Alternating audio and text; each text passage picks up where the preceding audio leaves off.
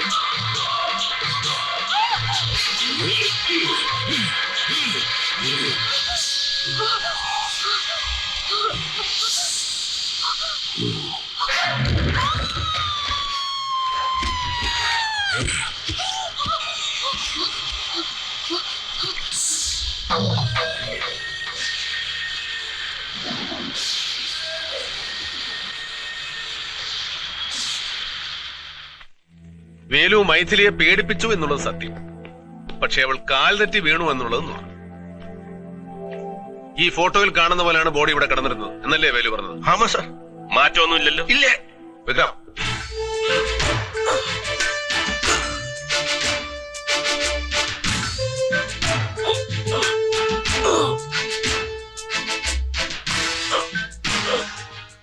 മൈഥിലിയുടെ അതേ പൊക്കവും തൂക്കവും ഉള്ള ഡമ്മിയാണ്. ഇത് എങ്ങനെ വീഴുന്നുവോ അങ്ങനെയായിരിക്കണം മൈഥിലിയും വീണിരിക്കുക. വേലു പറഞ്ഞതുപോലെ ഭയന്ന് ബാലൻസ് തെറ്റി വീണതാണെങ്കിൽ ഡ്രോപ്പ് ഇറ്റ്.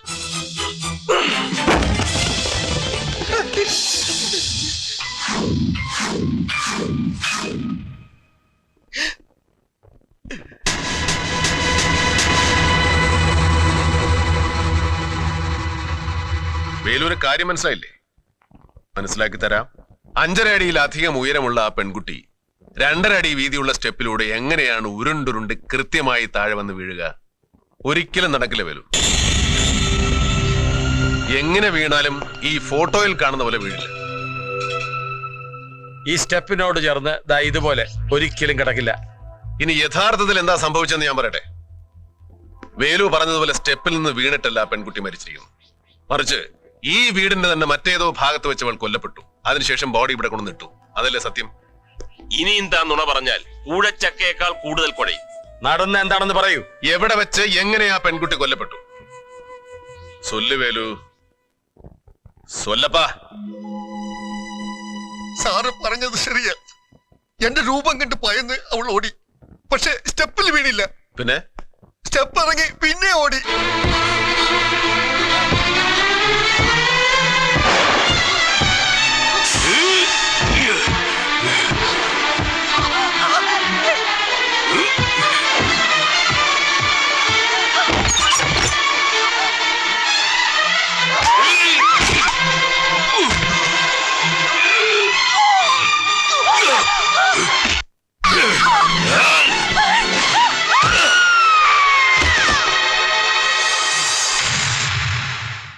എന്നിട്ട് എന്ത് ചെയ്തു?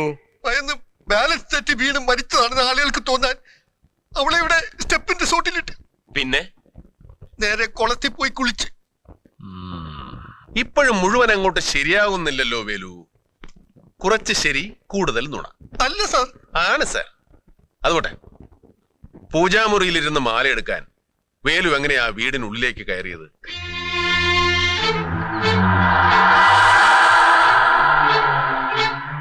இந்த കോവണിയിലൂടെ. കോണിപ്പടി ഉണ്ടായാൽ മാത്രം പോരല്ലോ, അകത്ത് കിടക്കാൻ വാതിൽ വേണ്ടേ? വാതിലിருக்கு സാർ. ആ വാതിൽ തുറന്നിരുന്നു. ഉവ്വ് സാർ. വേലുവിന് വേണ്ടി അന്ന് രാത്രി ആ വാതിൽ തുറന്നു ആരാ? പറ. വേലു വരുന്നു എന്നറിഞ്ഞ് ആരാണ് ആ വാതിൽ തുറന്നിട്ടത്? ഈ വീട്ടിൽ ആരാ വേലുവിന്റെ സഹായി? വേലു ആരെയാ രക്ഷിക്കാൻ ശ്രമിക്കുന്നു?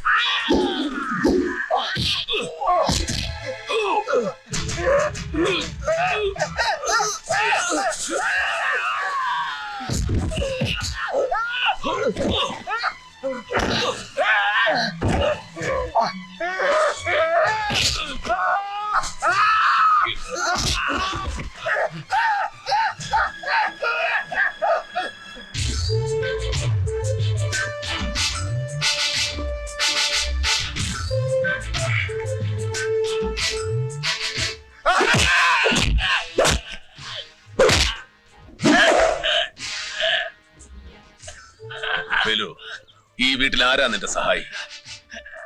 പറ വേലു. പറയാം.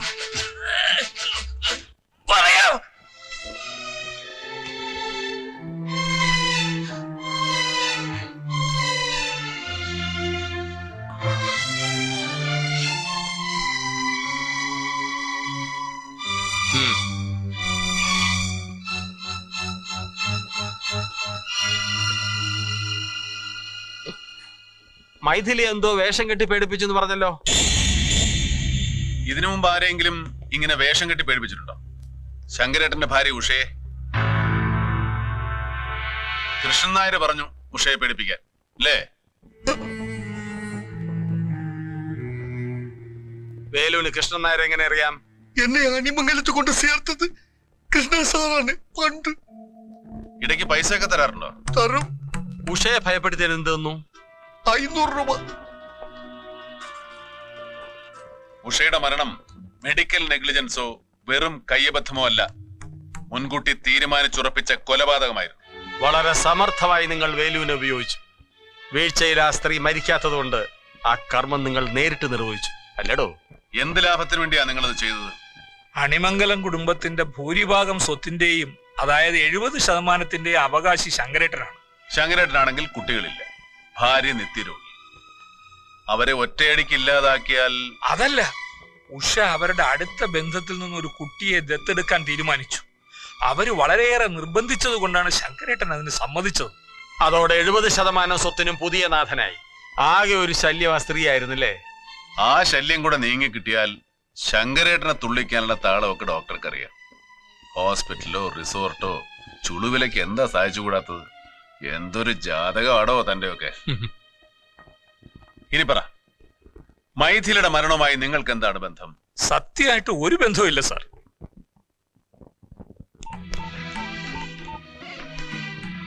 Chacko, get going.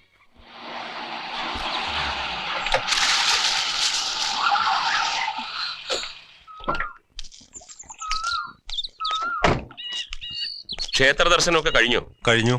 ഞങ്ങളോടൊപ്പം ഒന്ന് വരണം. എന്താ കാര്യം? അതൊക്കെ പറയാം, ഞങ്ങളെ ഫോളോ ചെയ്താൽ മതി.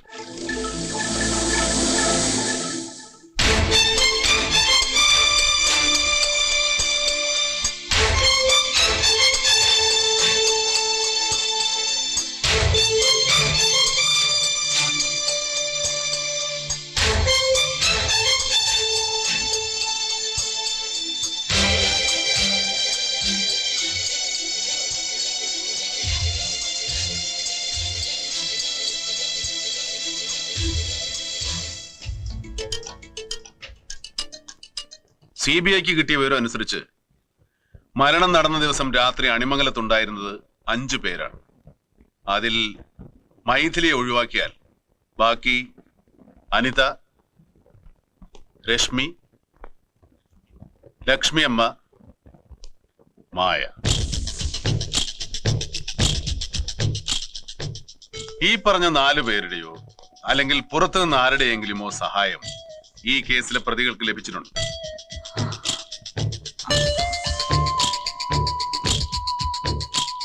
CBIക്ക് കേസിന്റെ അന്വേഷണം പൂർത്തിയാക്കണമെങ്കിൽ അതാരാണെന്ന് തിരിച്ചറിഞ്ഞേ മതിയാവും. നിങ്ങൾ പോലീസിലോ CBIക്കോ കൊടുത്തിട്ടുള്ള മൊഴിയിൽ പറഞ്ഞിട്ടുള്ളതല്ലാതെ മറന്നുപോയതോ വിട്ടുപോയതോ മനഃപൂർവ്വം വിട്ടുകളഞ്ഞതോ ആയ എന്തെങ്കിലും കാര്യങ്ങൾ അന്ന് രാത്രി നടന്നിട്ടുണ്ടോ? ഇല്ല. ഇല്ല. ഷുവർ? ഷുവർ. Very good. ഒരു ചോദ്യം ശങ്കരേട്ടനോട് ചോദിക്കാനുണ്ട്. ആ ദിവസം ശങ്കരേട്ടൻ എപ്പോഴാ തിരുവനന്തപുരത്ത് നിന്ന് വന്നത്? രാവിലെ. അല്ല, ഉച്ചയ്ക്ക്. അതെ, എനിക്ക് നല്ല ഓർമ്മയുണ്ട്. അതുകൊട്ടെ. അണിമംഗലത്തെ ദോഷം കൊണ്ട് പലരും മരിച്ചെന്ന് പറഞ്ഞല്ലേ? ആരൊക്കെയാ അവര്? സാമ്പിയായിലുള്ള അനിയത്തിയുടെ മകൻ, ചേച്ചിയുടെ ഹസ്ബൻഡ്, പിന്നെ ആ പെൺകുട്ടി. ഒരു പേര് വിട്ടുപോയല്ലോ, ശങ്കരേട്ടന്റെ ഭാര്യ ഉഷ. അത് വിട്ടു. ലക്ഷ്മി അമ്മയുടെ ഹസ്ബൻഡ് അല്ലേ ഒരു ആക്സിഡന്റ് പെട്ട് മരിച്ചത്? അതെ. മരിക്കുമ്പോ അളിയൻ വലിയ കടബാധ്യതക്കാരനായിരുന്നു അല്ലേ? അതെ. എങ്ങനെയാ വലിയ കടക്കാരനായത്? അറിയാൻ പാടില്ലാത്ത പല ബിസിനസ്സും ചെയ്ത് ഒക്കെ തൊലച്ചു. അച്ഛന്റെ സ്വത്തും സമ്പാദ്യവും അണിമംഗലത്തെ അമ്മയുടെ ഷെയറും എല്ലാം പോയി. ഇവൻ വെറുതെ കൊടുത്ത 5-6 ലക്ഷവും കളഞ്ഞു.